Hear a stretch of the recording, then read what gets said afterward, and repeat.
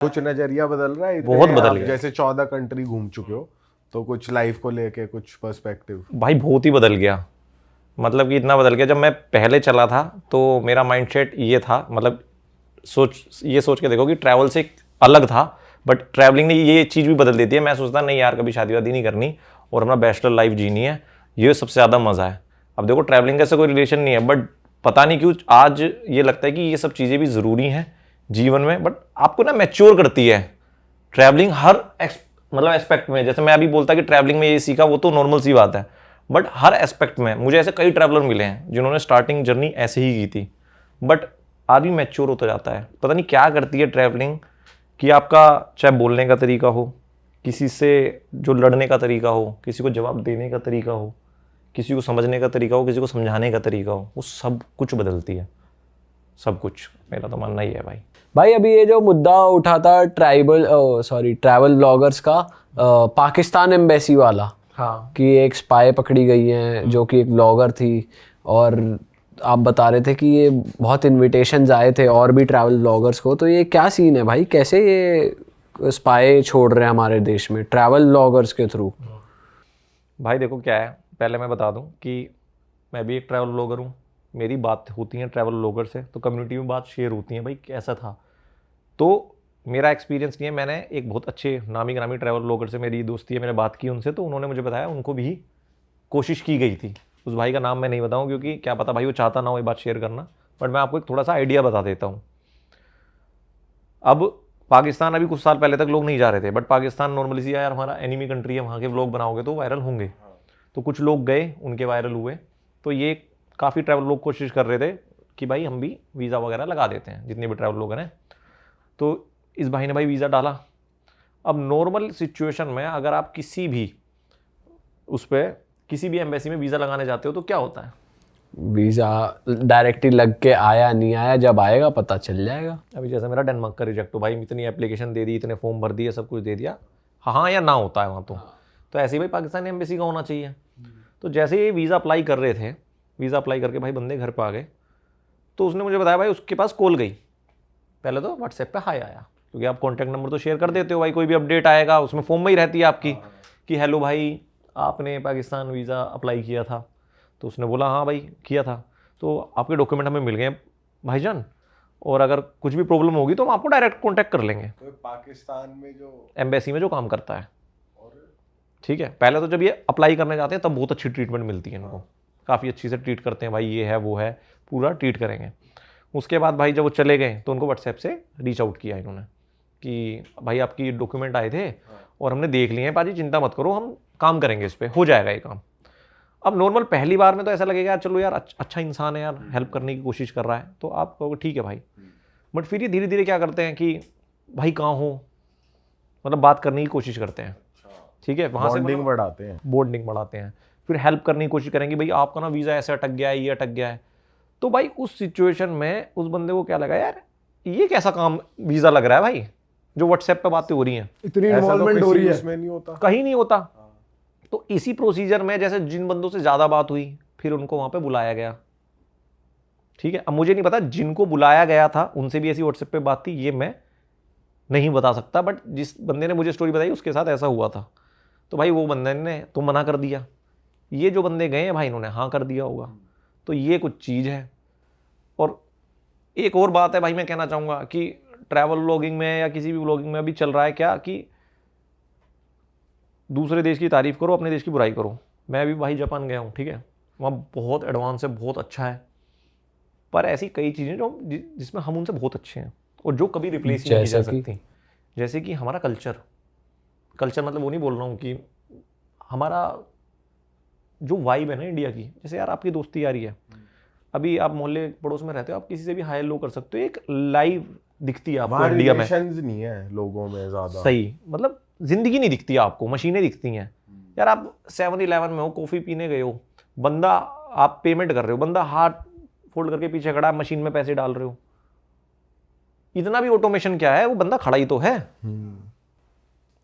इतना। अब वो बंदा वो मतलब कोई कम्युनिकेशन नहीं है यार। ट्रेन में जा रहे हो, हर बंदे ऐसे बस फोन में ही बैठे हुए हैं, कीड़े बन चुके हैं, कीड़े हैं, मतलब हर चीज़ ऑटोमेशन है जिसकी ज़रूरत भी नहीं है।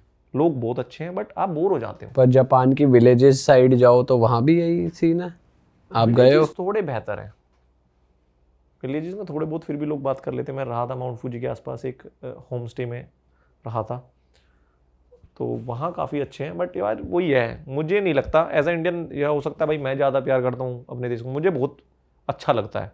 मेरे को $1 मिलियन $2 मिलियन भी देगा भाई, मैं हाथ जोड़ो भाई, मैं अपने देश में ही आऊँगा। मेरे को तो उठता है भाई 50-60 दिन बाद, नहीं भाई चलो यार, यहाँ तो खोखे पे बैठ जाओ, ढाबे पे बैठ जाओ, किसी का चाय पीने 2 वक्त हो जाती है। हाँ। वहाँ तो भाई तुम जा रहे हो, कोई बात ही नहीं करता, आपस में लगे हुए हैं, तो बिल्डिंगें अच्छी लगती हैं 2-4 दिन। सही बात है। भाई जापान एक पहला ऐसा देश था, मैं आपको बताऊं, जिसमें मैं ऐसे देख रहा था मेरी फ्लाइट कब आएगी ओसाका में, बस मैं निकलूं, मतलब एक नोशिया सा हो गया था।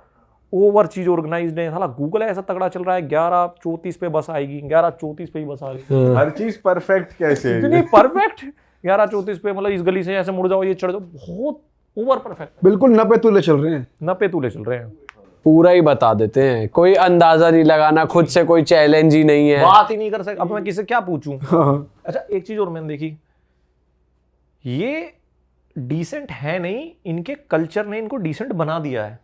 अच्छा। मैंने बहुत क्लोजली देखा, मतलब इनके अंदर गुस्सा है, जब जैपनीज के अंदर करते हैं बदतमीजी दारू पी के। एक मैं 7-11 भाई में था। दारू तो देखो सबको ही खोल देती हाँ है। हाँ, मतलब जैसा हमें लगता है ना बहुत वो हैं, बहुत अच्छे हैं, डिसिप्लिन है, टाइम टू टाइम है भाई, बट वो है कि ये भी करते हैं भाई। क्या हुआ, कुछ हुआ? मैं 7-11 में था, तो कुछ सामान वामान ले रहा था। नॉर्मली अगर आप कभी जापान जाओगे तो भाई 7-11 से ही खाना खाना, बटर चिकन वगैरह, दाल वाल मिल जाती है वहाँ पे बढ़िया, पूरा पैक वैक।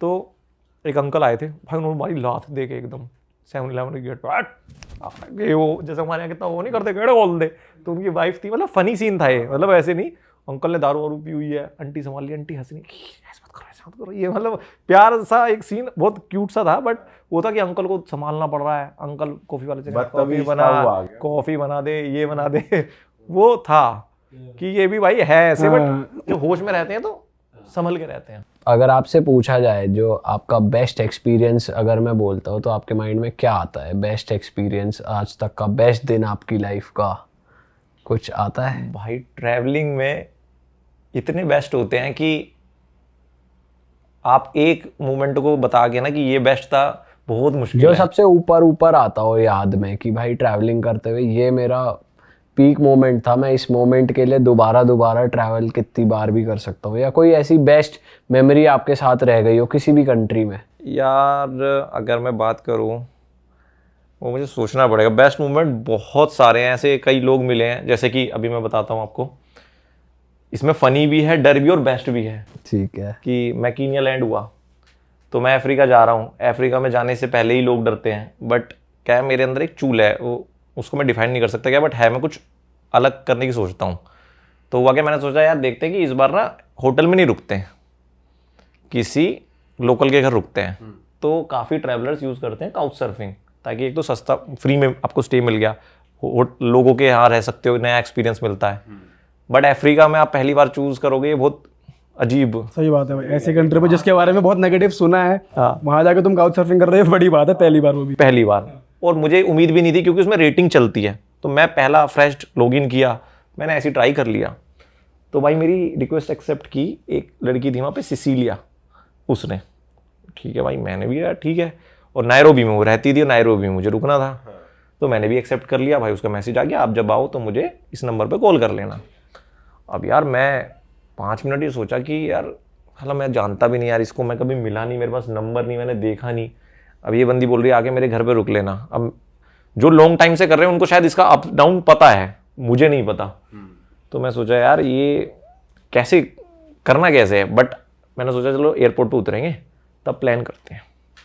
तो भाई अपन एयरपोर्ट पे उतरे, फिर सोचने लगे क्या करते हैं। तो मैंने कहा यार चलो देखते हैं, कुछ नहीं समझ में आएगा तो होटल देख लेते हैं आसपास। तो वहाँ पे मैंने एक होटल देख लिया बैकअप में, मैं निकल लूँगा वहाँ से भाई। तो मैंने टैक्सी की और मैं उसके घर भाई पहुँच गया, उसके एरिया में पहुँचा। तो मैंने उसको व्हाट्सएप कॉल किया, अभी तक हमारी कॉल पे कोई बात नहीं हुई है, सिर्फ मैसेज पे बात हुई है, हाँ you can come, no problem, ये मेरी लोकेशन है, टैक्सी वाले को ऐसे ऐसे बोल देना। और भाई जो हाँ उसका घर था बड़ा शेडी एरिया था। मतलब कि एक तो नायरोबी है वो है जो दिखता है जहाँ पर बढ़िया बढ़िया बिल्डिंग है, एक है पीछे जहाँ पर नाले से बह रहे हैं, एकदम ऐसे वाला जो अफ्रीकन आप इमेजिन करते हो वहाँ घूमते रहते हैं, आउटस्कर्ट्स आउटस्कर्ट्स में था थोड़ा सा ना, उसका नाम था डोनहोल्म, डोनहोल्म विलेज। तो भाई वहाँ घुसे हम, तो मैं उसको कॉल करता हूँ, कहती ये ग्रीन गेट होगा वहाँ पर गाड़ी, ग्रीन गेट दिख रहा है? मैंने कहा हाँ। कहती रोक लो यहाँ पर गाड़ी, ये मेरा घर है। ठीक है, मैंने कहा भाई आ जाओ। तो कहती मैं तो हूँ ही नहीं घर पे। मैंने कहा अच्छा। फिर कहती मेरी बेटी है वो आएगी। अब यार मुझे बड़ा अजीब लगे कि यार जिसने मुझे बुलाया वो नहीं, उसकी बेटी है, और मैं कैसे यहाँ पे, और रात हो गई थी, 9-10 बज गए थे और मुझे रुकना है। तो अच्छा ठीक है भाई, उसकी बेटी आई, उसने गेट खोला और कहती आ जाओ। मेरे लिए बड़ा अजीब सी बात है यार कि हमारे इंडिया में कैसे हो जाए कोई अपनी बेटी के साथ, यार कोई नए ट्रैवलर को कैसे छोड़ देगा। सही बात है। अब यहाँ से मेरे को थोड़ा शेडी लगने लगा कि यार ये कुछ पंगा तो नहीं है यार। एक डॉग था उनके घर में, तो भाई मैं घुस गया घर में। ठीक है, और घुसते ही भाई मैंने तो अपना बैग वहाँ रखा है, ऐसे ही सोफ़ा, ये एंट्री थी, मैं बैठ गया यहाँ पर कि अब क्या है। तो मैंने कहा आपकी मम्मी कब आएंगी? तो बोलती, उसका नाम था जॉय। तो वो कहती वो तो सुबह आएंगी। मैंने कहा अच्छा। तो फिर मतलब मेरे को कहाँ रुकना है? तो वो रूम में लेके गई, कहती ये बेड है, बंक बेड थे उनके पास, 2 रूम थे, एक जो जिनका ओनर थी उसका बेडरूम था और एक रूम था उसमें बंक बेड थे। तो उसमें एक लड़की वो रुकी हुई थी, मतलब उसका बेड था एक, मुझे बोल रही ट्रैवलर ही रुकी हुई थी? नहीं वो उनकी बेटी थी। अच्छा, वो बेटी का ही रूम था, ऊपर बेटी और बंक बेड पे ऊपर बेटी, नीचे उसने बोला आप ले लो या मम्मी का बेडरूम ले लो। तो मैंने कहा भाई बेडरूम तो मैं नहीं लूंगा, अच्छा नहीं लगता, तो मैं यहाँ सो जाता हूँ। अब तक मुझे नहीं पता था कि ये लड़की ऊपर सो रही है, क्योंकि अभी मुझे लगा बेडरूम में सो जाएगी, इसलिए मैंने बंक बेड बोल दिया भाई। ठीक है, बच्ची थी, मतलब 18-19-20 साल की होगी, कॉलेज में थी वो। तो भाई मैं इसलिए बैठ गया, मैंने ठीक है मैं यहाँ सो जाऊँगा यार, बैग वैग रखा, मैं अपना सोफे पे बैठ गया। अभी तक माइंड में ना, आप कितने ही ट्रैवल किए हो भाई, आप जब भी नई कंट्री में जाओगे ना तो वो एक अलग फीलिंग होती है। ठीक है, और अफ्रीका पहली बार एंट्री करोगे तो बिल्कुल ही अलग होती है कि आपकी इमेज ही अलग है कि यहाँ तो अटैक हो जाएगा तुरंत ही। तो मैं बैठा हूँ भाई कि क्या करूँ, तो उसका मैसेज आता मेरे पे कि तुमने खाना वाना खा लिया, नहीं खाया तो मैं भिजवा देती हूँ। अब मेरे दिमाग में ये चल रहा है भाई इसको क्या मिल रहा है, चलो मेरे को तो फ्री स्टे मिल रहा है, मैं ट्रैवलर हूँ, इसको क्या मिल रहा है। तो मैं बोलता उस लड़की से कि यार मैं कुछ खाना वाना मंगा देता हूँ तो खा लेना आप। तो कहती नहीं मैंने तो खा लिया, आप देख लो। भाई खाना वाना खा लिया, मैंने ऑर्डर किया, अब मैं सो गया, रात में लेटा हूँ मैं। क्या बाहर से मंगाया था आपने? क्या खाना? क्या ऐप चलती है वहाँ पे? यार वहाँ पर एक ऐप था, ड्राइव था, कुछ कर गया मैं भूल गया, शायद इन ड्राइव तो चलता है वहाँ पे, इन ड्राइव से ही आया था शायद। इन ड्राइव जो टैक्सी ऐप है? हाँ इन ड्राइव वहाँ पर वो चलता है। ऊबर भी बहुत अच्छी चलती है वहाँ पर, अगर आप कभी जाओ तो ऊबर इन ड्राइव यूज़ करना, कार्ड लगा देना, कोई टेंशन नहीं है, वो काफ़ी अच्छा है। बट वो एसी नहीं चलाती भाई वहाँ पर की नहीं। अच्छा, वो कहेंगे इतना पैसा ही नहीं मिलता कि एसी चलाया जाए। ठीक है। तो बस एक वो प्रॉब्लम है।